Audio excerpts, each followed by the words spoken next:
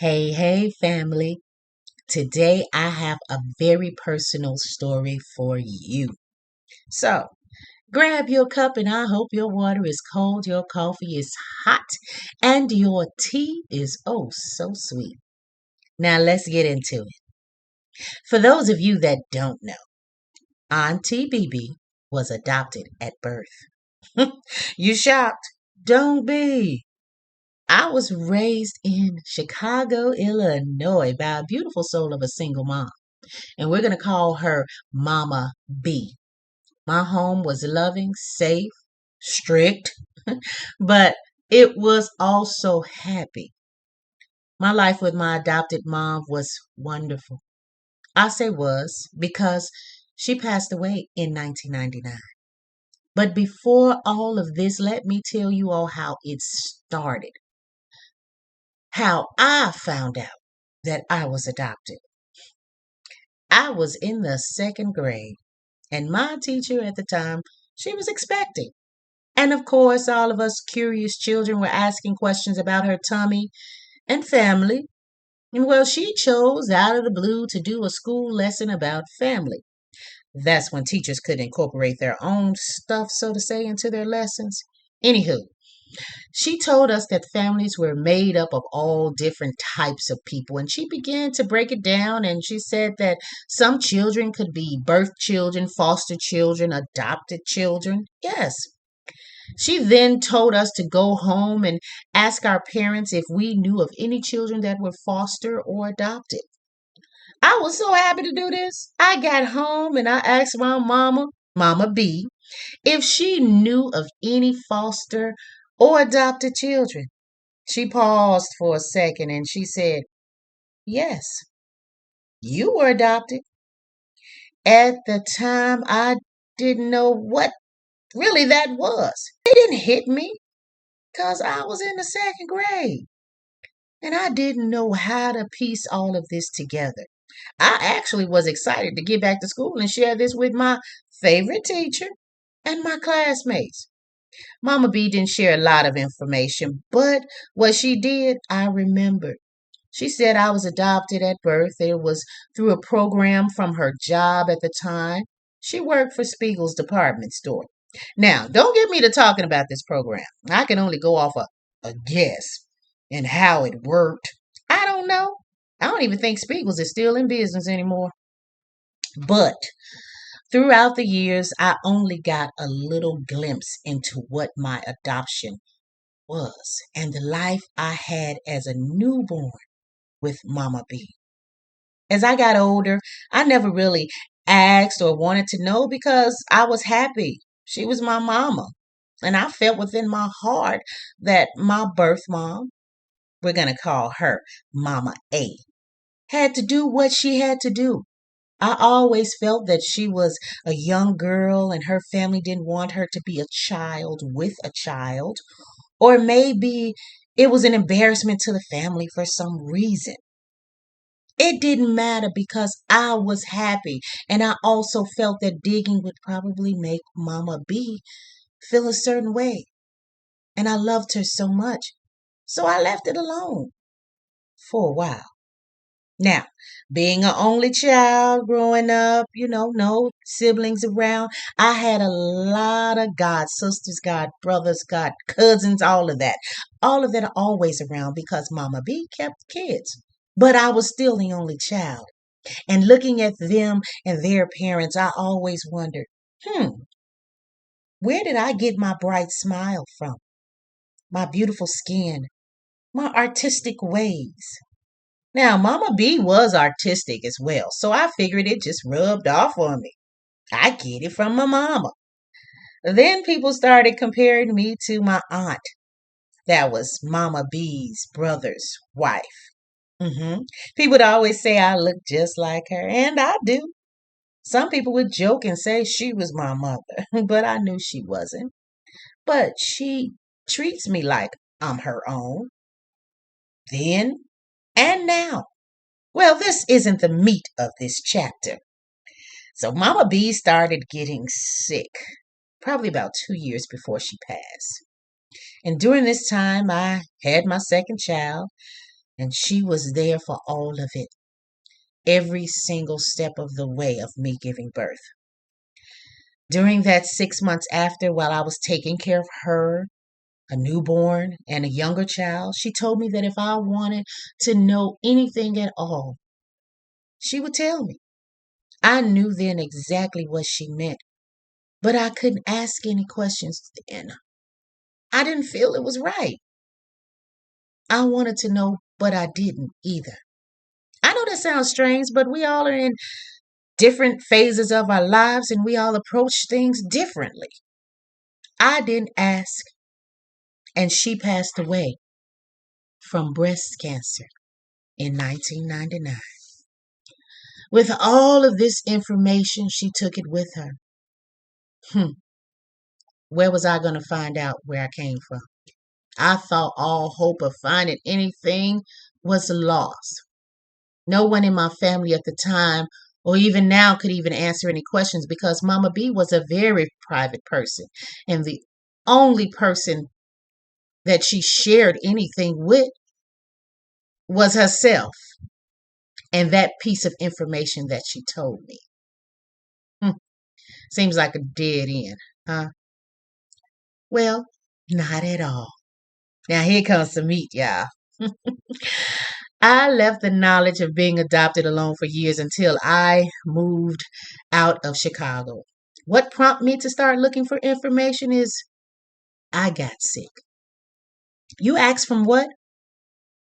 Breast cancer. Now, don't get all sad and sorry. I'm still here to tell you all this story. So keep smiling. Something nudged me to start looking for some type of birth information. So I called the Vital Statistics Department of Illinois and I asked a lot of questions. And I said, do I have an original birth certificate even though I was adopted at birth? I was told if the records weren't sealed, that there was a big possibility that there was an original record. Y'all, guess what? I found out my records weren't sealed. I sent in a request with payment to receive my original birth certificate, and when it came, I was like, oh my goodness. It was like a light was turned on in a locked closet. I had some type of information to tell me who I was and who Mama A was. As I said earlier, my thoughts were right. She was young. It said she was 16 at the time of giving birth, and my father was 17. Her name was listed, but his wasn't. My birth name was listed as well. Now, of course, I can't give all specific details because of privacy issues, but you all will get a lot for your tune in today. That original birth certificate had a lot of information on it that I could use to find my blood family, but I got stuck. I joined online groups and tried to get answers that way. I put it out on Facebook, posts asking for help. I was tempted to do DNA ancestry, but I chose not to at that time. Well, as I told you, during this time I was going through some treatments myself and my search had to take a hiatus. Then I forgot. A couple of years passed and I got better. And during my process of healing, my oldest son asked if he had to worry about getting any form of cancer, if it ran in our genes. And I told him, well, they took a test and said, don't worry. So we left it alone. This pushed me to start my search again. So I decided to try and put it on social medias all over again and online search groups, a brick wall. And I left it alone again. A few years later, COVID. I had time on my hands. So why not put it out there on the social medias again? Because people are finding needles in haystacks buried in the sand nowadays. So I did. Someone directed me to a page called DNA Detectives on Facebook, and I asked to join, and they let me in. I put my story on there, every single piece of information that I could find. I had got some good responses. Mostly were do a DNA ancestry test. Some people inboxed me with possibilities of a person. Funny thing is, some of the women were older white women. Well, y'all, I laugh because Auntie BB is all black. But I thank them for that information, and I said that's not a possibility. After a couple of months of responses, they all stopped. An associate of mine saw my post in the group and connected me with some women that are good in finding information and people. I gave these women my story again, and they said that they would help as best they could. One woman even sent me a DNA kit. I held on to that kit for a long time. Those are my issues with the DNA stuff. Well, after that, a brick wall started to be built, and I left it alone again. Now, here we go, y'all.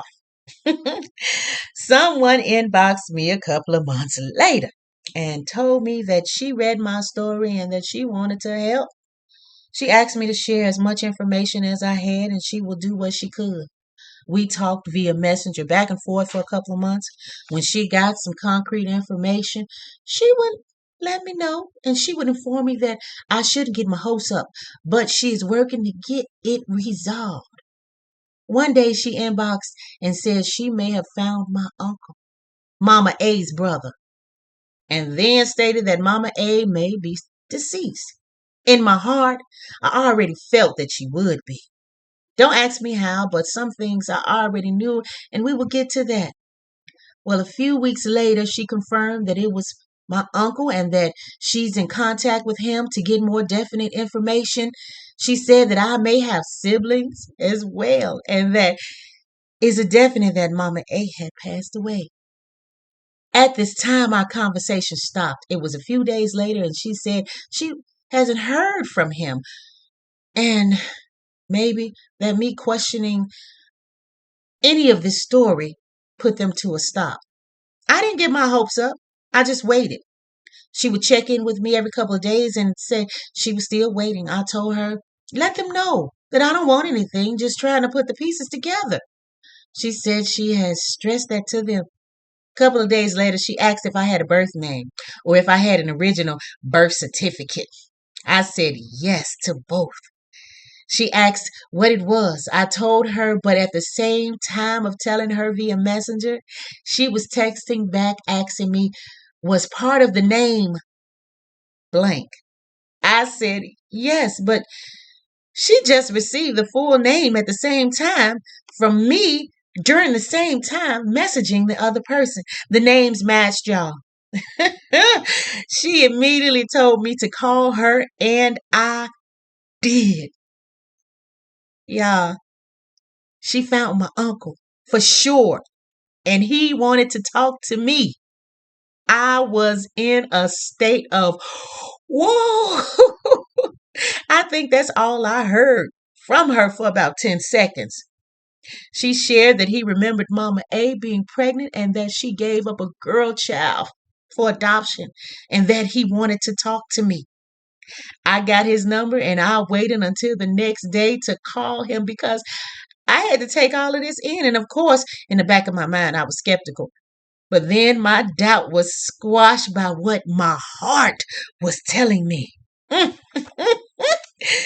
On the next day when I called, he told me everything that he remembers. His main thing was my birth name. He says he remembers it because Mama A came back and shared that with him.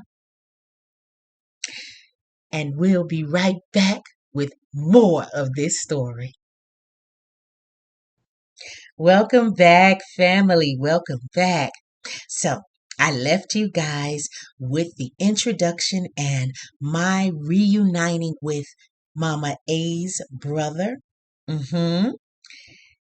And I told you that he remembered my birth name because she told him what she named me before she gave me up for adoption. And he remembered that name. It's just so shocking that he did because he was a young child himself. Well, we talked and he sent me pictures. And then he told me I have two younger siblings. Oh! You guys, I'm so happy about this. So we kept talking and talked about their lives as children and the reason he believes that she gave me up. And the first one was because she was young. I said that. And the second one was because her parents, my grandparents, were strict Christians and they didn't want the shame and embarrassment of a teen pregnancy. So they sent her away to have this girl child and give her up for adoption. He also shared with me that she did pass away in 2009. And guess what from? Breast cancer. Didn't I tell you all that I knew all of this in my spirit? I knew it. So we talked. Well, he talked for a long time, and it was so fun. I had so much joy in my heart from this conversation, and he gave me a lot of information about Mama A and the life that she lived, the struggles that she had. But it was okay. I was taking it all in. Then he said he was going to talk to my siblings and see if he could break the news to them because they didn't know. The next day, when my uncle and I talked, he said he shared the news with my siblings and said that they wanted to talk to me. So I took the number down and I shared my number. And well, later that day, I talked to the oldest sibling, my younger brother. I have two brothers, y'all. This was a total shock to the both of us. And he was really confused and had a lot of emotions going on. But me being a big sister, I eased his mind and I told him we have a life of greatness ahead of us and that we can't change what happened, but we can definitely have a hand in what's to come. We have been talking almost every other day since then. We are planning a Zoom chat so I can meet the rest of the family. And don't y'all start tripping. We still in COVID, and so traveling is a no. We share some stories after stories after stories, our lives, their lives with Mama A. And I created collages of pictures that they share with me. And y'all, I found my cheeks, my nose, my smile. Oh, the joy in my heart right now for this discovery. The puzzle pieces are finally coming together. We have more stories to share and more things to learn about all of us. I know it would take some time and adjustments for myself and them, but I'm here for the long haul. No more brick walls, y'all. I share this chapter of my life with you all on today because I wanted you to see that with determination, diligence, hope, help, you can accomplish anything you set out to do. My creator and my ancestors wouldn't just let me sit docile. Even though I kept hitting brick walls and almost giving up, they kept nudging me to finish the course. We are all on a journey and our path is laid before us. So walk, run, skip. Don't stop moving forward. I didn't turn back. I may have detoured or sat on the side sometime, but never reverted. You can achieve anything if you just put forth the effort. You may need some assistance. And our Creator and our ancestors know how to send them down our path. You just got to be open and willing to accept that. That help. You can't change your past, but you can choose your future and how you react and handle and live through it. Thank you, family. That is a chapter out of my life's book. And I am so happy to have shared it with you all. And I hope you all enjoyed it. And if you have questions that are not too personal, or you have stories that you want me to share right here on KCLP Fused Radio, you can write me at KENJA@KCLPFused.com and mention Truths and Treats. Go and tell your friends. Tune in every week, 12 noon Central Standard Time, because Auntie BB, she got something good to tell you, and she gonna tell it truthfully. Then she gonna give you a treat. Now, family, let's get into the next part of this show. I got something yummy for you. I made salmon nuggets. You say salmon nuggets, Auntie? I ain't never heard of that. Well, you guys, it is so easy. It's just like if you were making some sort of fish nuggets, catfish nuggets or perch nuggets, whichever type of fish that you like. So here we go. What I had was some salmon patties that you buy frozen and skinless and boneless or what have you. And you can buy them in the packet from your local Wally's World. You know where that is. Any store that you have in the area that you can grocery shop at and see the frozen salmon in the little bag, okay? So you're going to thaw this up and you're going to cut it into small pieces. Now make sure that you're getting the salmon that's skinless, because that skin is a whole different thing. And some people like the skin. And if you want the skin, go ahead and use that, okay? After you cut it up, you're going to coat it. Now what I coated mine in is oat milk with a little apple cider vinegar in it. And you mix that up and it's vegan buttermilk. That's what I use. You can use regular buttermilk if you want. You can even use egg if you want. But this is what I use. Coated it, then I seasoned it in my fish seasoning, whatever fish seasoning you use, okay?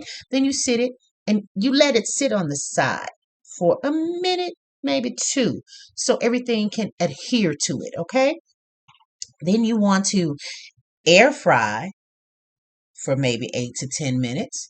Make sure you're spritzing a little bit with oil so it doesn't stick, and you can make sure everything is cooked evenly through. Or you can deep fry this for 5 to 6 minutes. And voila, you got salmon nuggets. But I made a dipping sauce for them, which I didn't dip, I just poured it on top of it. And my dipping sauce was coconut amino, white wine vinegar, agave, parsley, and garlic powder. Mix that all up together, and it's your own measurements, how you want to use it and how much you want, because I don't measure nothing. I just eyeball everything. And I mixed that up together, you all. It was my own personal teriyaki.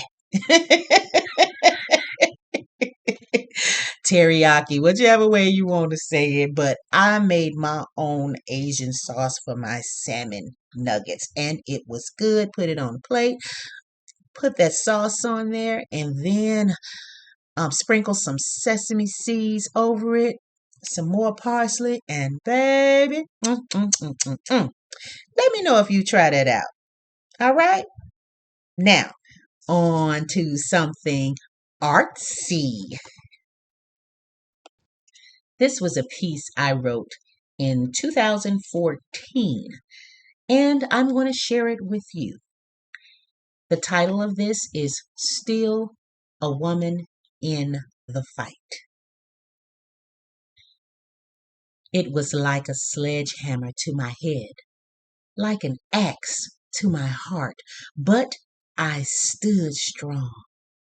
It was like a pavement roller to my body, like a jackhammer to my soul, but I stood still. Familiar faces started to race with me side by side, striding along, miles toward the middle. Those figures fell off, and their faces became stone.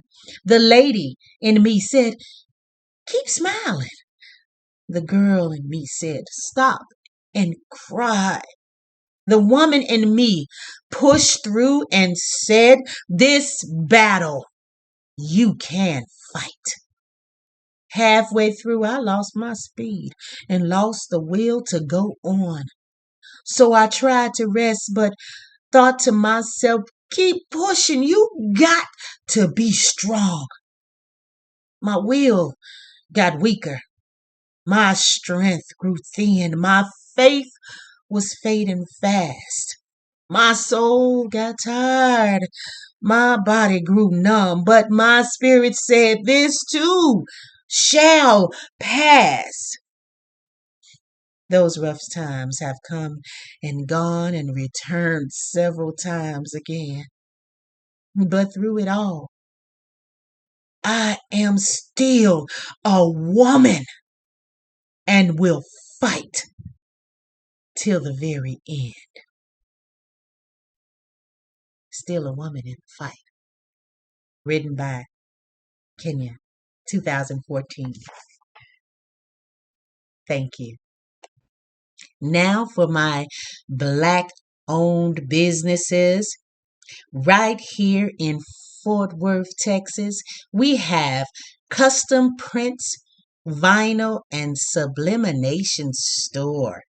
Located 5613 McCart Avenue, Fort Worth, Texas, 76133. Now, for those of you that are in the area and you're crafty like Auntie BB and you do all of that vinyl and sublimation and just making all types of stuff, you can go right on over here.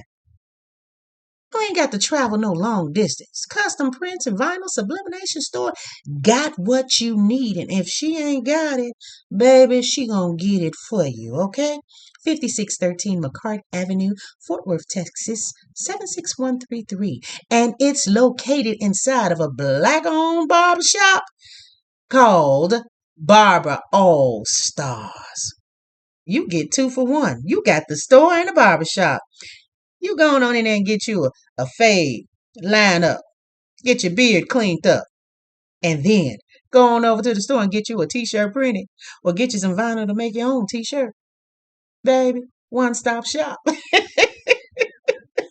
That's what we need. And we thank you all for supporting Black-owned businesses. Again, write me at KenjaKCLPFused.com. And this is Auntie BB, and I will see you all next time, family.